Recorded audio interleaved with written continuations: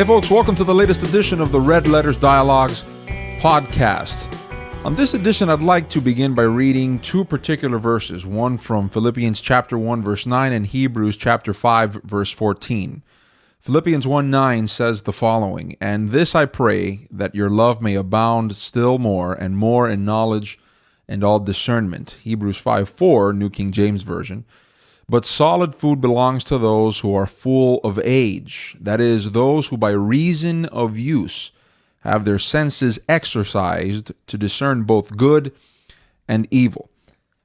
I've found that one of the most dangerous things in the modern era is believing the lie, the concoction, and the benefit of the doubt that is extended to most people when it is said that people are inherently good. You'll find that the Bible contradicts this specious theory, and I call it specious for a particular reason, which I will delineate in just a second, but it is a specious theory, by saying, the Bible that is, that man is inherently evil. There is none good, there is none that seeks after God, Romans 3:11, quoting Ecclesiastes chapter number 7, verse 20, if I'm not mistaken. In Jesus Christ, he says to individuals whom he was speaking to in the Gospels, "You being evil, know how to give good deeds or good gifts to your children." So these are two completely diametrically opposed understandings of human essence, of human nature, rather. And I think that if one adopts the one, he will be safe and secure from being deceived, versus if one adopts the other, he will be absolutely open to deception and destruction. Of course, knowing that I'm a Christian, you'll understand that I am a proponent of the biblical understanding of the world. I mean, God, in his infinite mercy and grace, not only through the scriptures, gives us knowledge, hands us knowledge about whom he is, and his attributes, his nature, etc. But he also lets us know something about ourselves, a thing or two about ourselves. And this accords with what one sees in the world. Man is inherently evil. Does this mean that man is incapable of good? No. Man is capable of good. Why? We were created in the image and likeness of God, as says Genesis, and therefore the capability for good is there, but also the capability for great evil is present. And this is what we see manifested on a daily basis. Versus secularism, humanism teaches something diametrically opposed to this. Man is inherently good, and dispersed throughout are a few rotten apples. And every time I hear people speaking about the few rotten apples, there seems to be an ever-increasing number of them among us, especially people whom are not very frequently spoken of. But when you engage in private conversations with some of these individuals, they will let you know in secret, as it were, of the misgivings and misdeeds that they give themselves over to, as if they are insignificant things altogether. You know, the white lies, the particular actions that don't hurt anyone. They don't hurt anyone. All of these things accumulated, even the most insignificant, supposedly, of misdeeds and misgivings, is still a misdeed. It's still a misgiving. Just because it was a little lie or a small theft does not constitute that not a theft or not a lie. Now, understanding this, it is important to note that if one adopts the secularist idea of, let's give man the benefit of the doubt, let's believe that man is inherently good and give him the benefit of the doubt, people that believe this are more at risk of being deceived. Why? Because there are charlatans among us. There are demagogues amongst us whom know that this ideology has taken hold of our society, in particular the West, and therefore it is much easier to deceive people. Case in point, politicians. Case in point, false teachers, false pastors, etc., etc., etc. It happens on a daily basis. It even happens when you visit the local auto mechanic. You're already on edge because you know that the tendency from mechanics is to lie to you, especially if you have no working knowledge whatsoever of how a vehicle works. I mean, if we apply that principle, if we are that wary of going in for an oil change, knowing that they are going to try to take advantage of us, then why is it that we don't apply that same care so as to not be deceived from other people who manage the country, speak to us about important spiritual issues, etc.? That boggles the mind. I mean, this showcases to us the inconsistency that we human beings are capable of, the contradictions that we comfortably somehow live with, but yet it is to our own detriment. Why is it that I say that it is detrimental to give people the benefit of the doubt? Why did I say earlier it's specious? Well, again, if we give people the benefit of the doubt and we don't examine their intentions, we don't see that what they're doing is inherently evil, we somehow excuse away their activity due to this misplaced sense of trust that we have in people, that they didn't do what they did for the wrong reasons. Then we are easily deceived, because we will never ever pinpoint the real reason why most people do what they do. Folks, I understand that some will do things in ignorance, but a great majority of people will do things out of pure maliciousness. And if you're a Christian, and if you've walked through life somewhat, and you've experienced life, and you yourself know who you are, and what I mean by knowing whom you are is knowing what you're capable of. I was speaking about this in the previous podcast, webcast edition. Then you know the evil, the depths that man will go to in order to get what he wants. The evil he will grasp in order to do this. Why do I mention all of this? Well, I was reading an article on thecollegefix.com. Northwestern U scholar, Christian fundamentalism more dangerous than Islamic terrorism. I'd like to read this for you to give you an indication of what I just said, and also to give you an indication of the ignorance that this idea of secularism has advocated or advanced in our day and age, to the point where many parents are lying to themselves when they say, I'll send my kid off to college, but he's not going to be susceptible to the statistics. He's not going to be susceptible to the lies and the deceit, the prevarication that comes from a great majority of liberal professors whom have infested our college campuses. Well, this humanist scholar, Catherine M. Wallace of Northwestern University, told the seminary co-op near the University of Chicago that, quote, the Christian fundamentalist movement in the United States is more dangerous than Islamic terrorism, end quote. She hasn't finished. This is because, quote, fundamentalist access to United States armaments is the number one threat to state security, end quote, she says in the Chicago Maroon. That's actually pretty funny. The Chicago Maroon. What a maroon. Everybody remembers the Bugs Bunny entendre, right? What a maroon. She continues, quote, if anything, Islamic wanted to attack an American city, they had to hijack an airliner. If they want to blow up a concert, they need to put bombs on their own children and send young men in to kill themselves. That kind of radicalism, Christian fundamentalism, in control of nuclear codes was a much, much greater threat, end quote. Wallace contends contemporary Christian fundamentalism has its basis in the, quote, transparently racist appeal, end quote, of Southern opposition to desegregation and the civil rights movement. More from the article. In Wallace's view, this radicalism stems from a literal reading of the Bible. Quote, nobody in the ancient world would have read the Bible literally, end quote, said Wallace.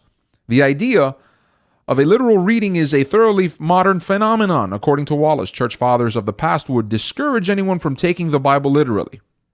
Therefore, according to Wallace, the fundamentalists have it all wrong. Quote, Christian fundamentalism is a malignant form of Christianity, end quote.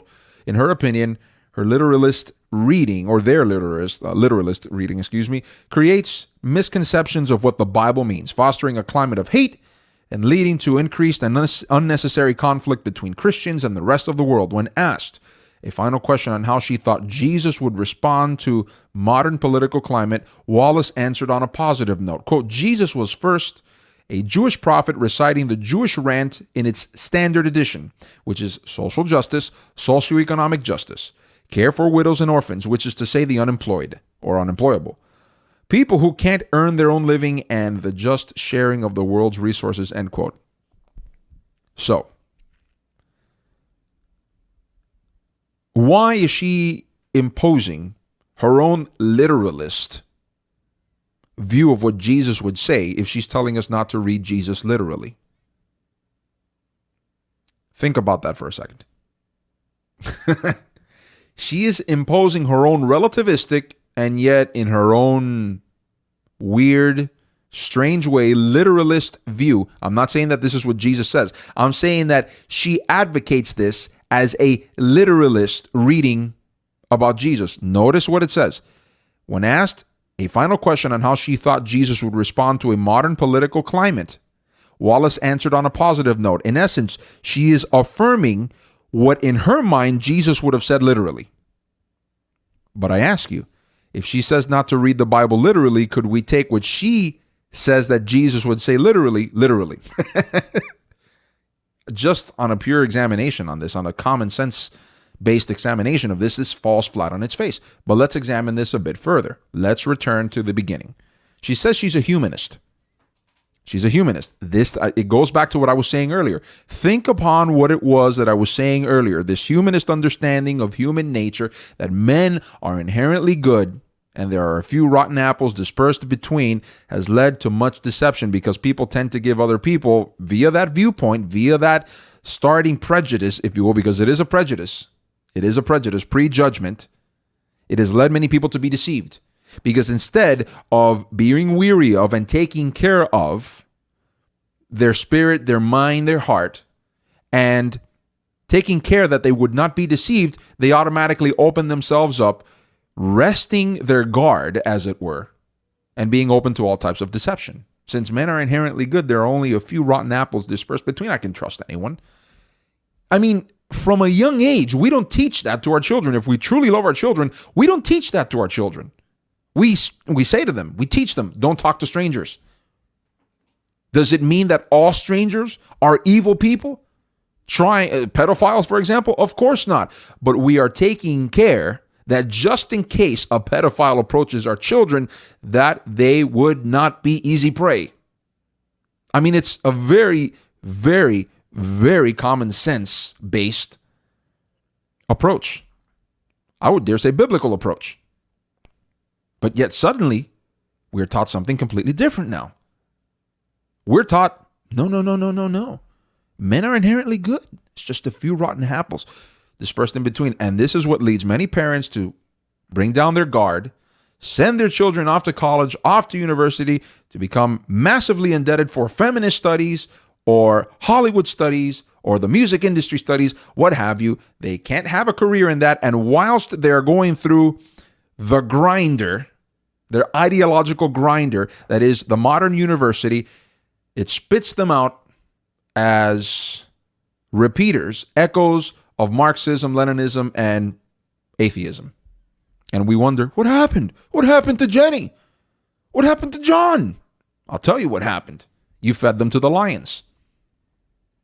You fed them to the lions. You fed them this garbage. And these are the type of people I was mentioning earlier. This is a demagogue. This is a charlatan. When I said that, when we accept the humanist mantra, which says man is inherently good, charlatans like this, demagogues like this, take advantage of that. Why? Because they know that most people will not take the time to examine and to see, validate, if you will, if what the professor or the authority figure is saying to them is true or not.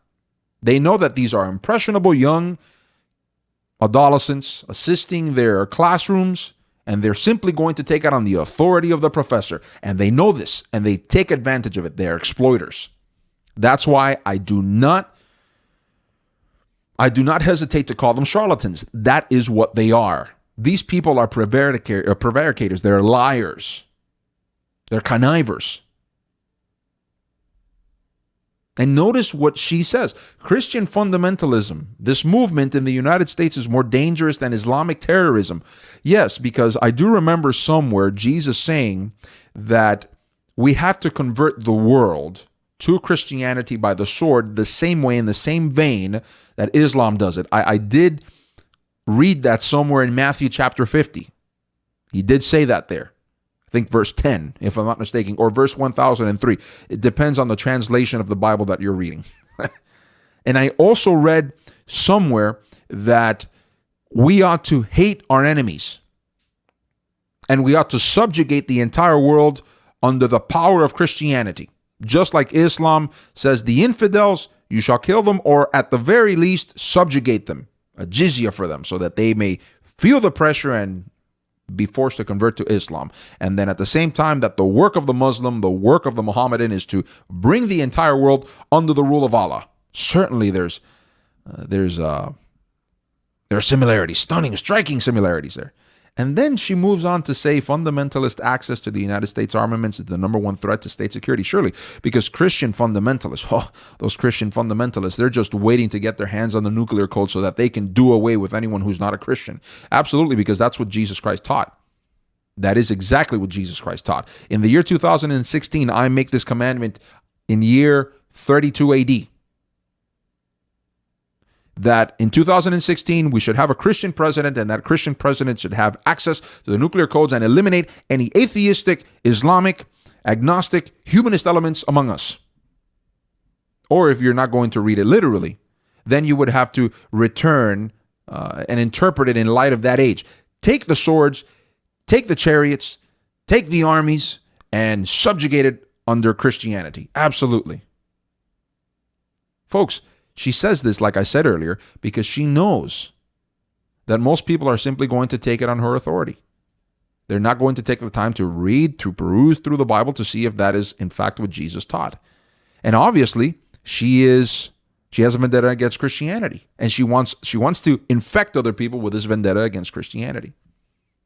And notice, it's almost as if she's excusing what the Islamists do. Notice, if anything Islamic wanted to attack an American city, they had to hijack an airliner. Only an airliner. If they want to blow up a concert, they need to put bombs on their own children and send young men in to kill themselves. No, not that bad. What happened in Paris? No big deal. What happened in Boston? No big deal. That kind of radicalism, Christian fundamentalism and control of the nuclear codes was a much, much greater threat. It's a Muslim threat. Not that big of a deal. Of course, when I continue to mention what I mentioned, it's obvious that she's looking at everything, her entire worldview, if you will, her entire lens through which she analyzes and scrutinizes everything is through a purely Marxist lens, which is an atheistic lens also. This is why the contempt for Christianity. Let's move on. That supposedly Christian fundamentalism has its basis in the transparently racist appeal of Southern opposition to desegregation and the civil rights movement. Folks, if you know anything about history, you know that revisionists like this, they love to appeal to the Ku Klux Klan.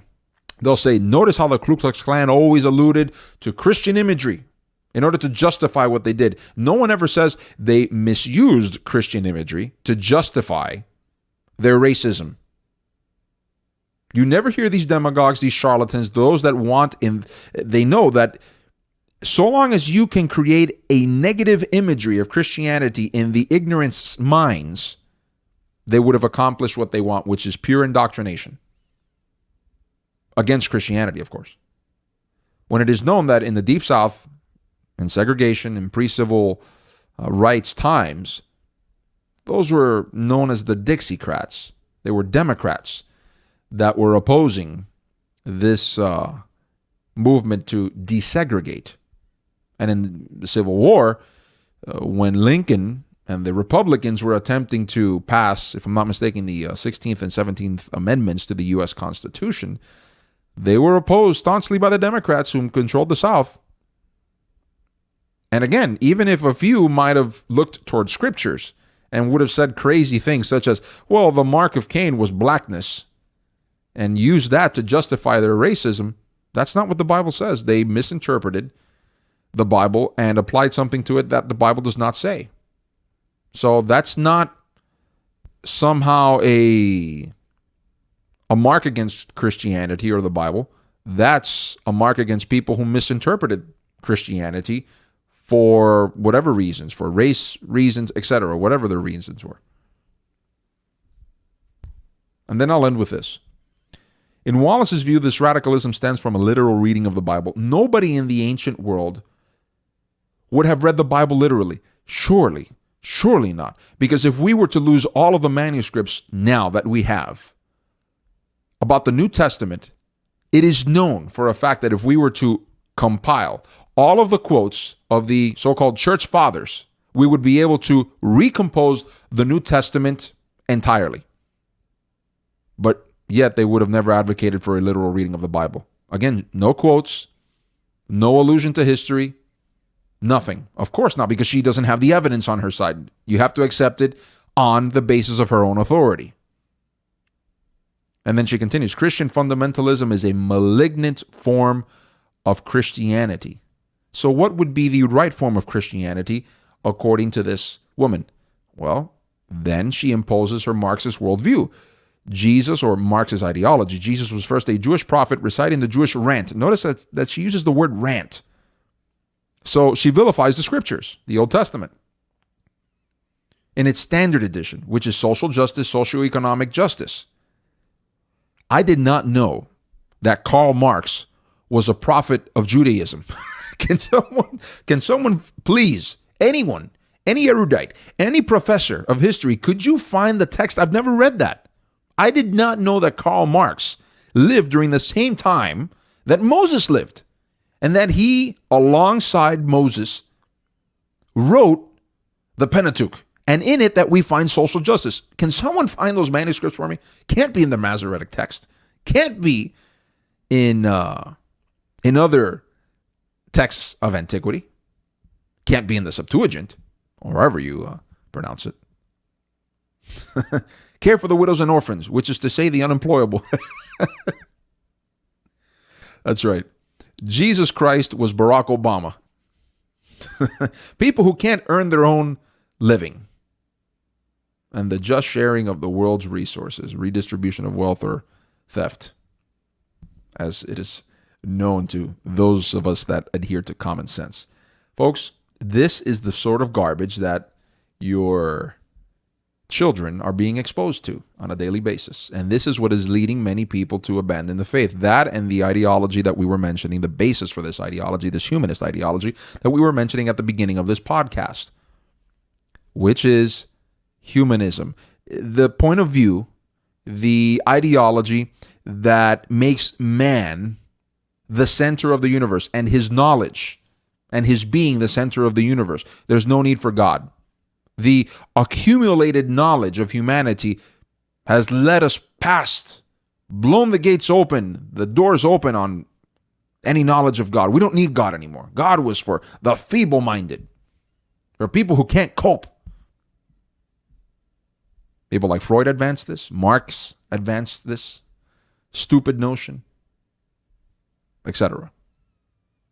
Versus Christianity, not only is that God revealing himself to us, because otherwise we wouldn't know about God, because he's inscrutable. Unless God demonstrates himself to us, showcases himself to us, reveals himself to us, we have no way of knowing God, because our sin separates us from him.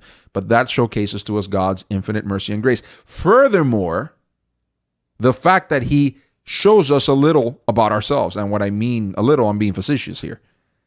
He shows us a lot about ourselves, which also leads us into the truth. That way we shall not be deceived. If we know what is in us and what we're capable of, then we can take care to not to descend to those levels that we're capable of. And we also are weary and protect ourselves from others whom descend to those depths in order to deceive us and control us.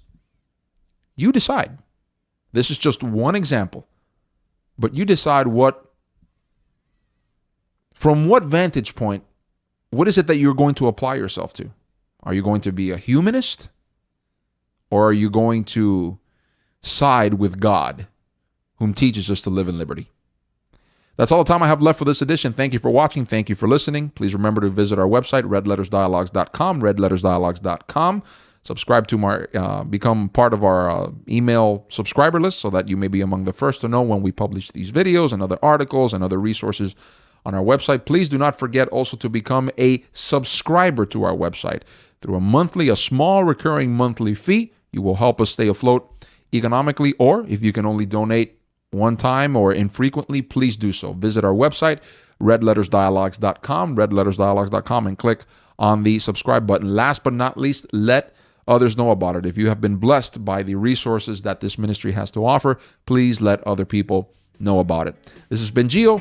Until the next occasion that we meet, may the Lord shine his face upon you. Godspeed.